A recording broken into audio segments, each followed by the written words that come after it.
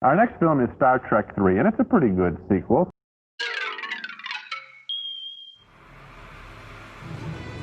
All that they've loved, all that they've fought for, all that they've stood for will now be put to the test. After the success of the second Star Wars film, The Wrath of Khan, Paramount gave the green light for the third sequel on the opening day of that film. The film's director, Nicholas Myers, would not return, as he was upset with Paramount for making changes to the end of the film without even asking. So they turned to someone else that knew more about Star Trek. Mr. Spock himself, Leonard Nimoy. Star Trek III was given the spoiler subtitle, The Search for Spock. The crew of the Starship Enterprise finds Spock back in their lives when Admiral Kirk walks into Spock's old room and he hears something that sounds like Spock, but it turns out to be someone else. The film opened on June 1st, 1984 and grossed $16 million in its first week of release and went on to make $87 million worldwide. A very impressive number for a summer packed with movies like Temple of Doom, Gremlins, and Ghostbusters. I like Star Trek III, but I felt cheated at the end when the words came up, the adventure continues. I guess we're supposed to believe in Star Trek IV. Well, I wanted to see Star Trek III.5 right there and then. Although fans and critics seemed to enjoy the adventures of the Enterprise crew, it wasn't as loved as the previous film. But to many of the hardcore Star Trek fans, it did feel more like Star Trek. I thought this was a good but not a great Star Trek movie. It wasn't as good as the second one. I agree. The first one was kind of a low-budget Star Wars. They had all the special effects.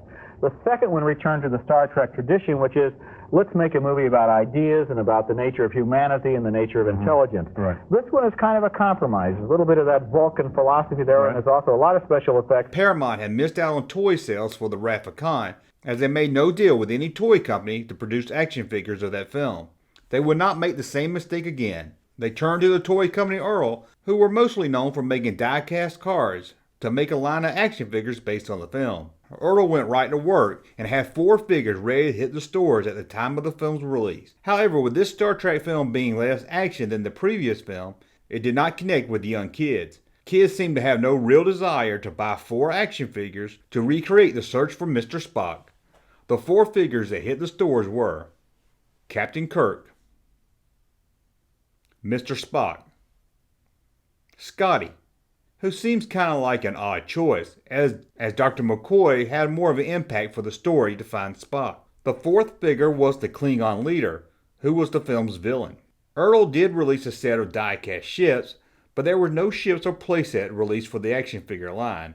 The line failed to make contact with Star Trek fans, young and old. The figures, made much in the style of the G.I. Joe figures of the time, seemed cheaper and generic next to the other movie-based toy lines on the toy shelf. With the figure line dying, there was no plans for a second series, and as soon as the stores could clearance them all out, they were forgotten. A lot of Star Trek fans today don't even remember a line of Star Trek III action figures. On the secondary market, they can fetch for around $20 a figure, and that's still in the box. That's a look at the failed action figure movie line, Star Trek III, The Search for Spock. Let me know in the comments below what you think of this toy line. Do you even remember it? And as always, please subscribe to the channel, thumb up so I know you like my content, and we'll talk again soon. Good, but it wasn't great Star Trek material. I agree. Absolutely. Junkman. Thank you, sir, for that unsolicited testimony.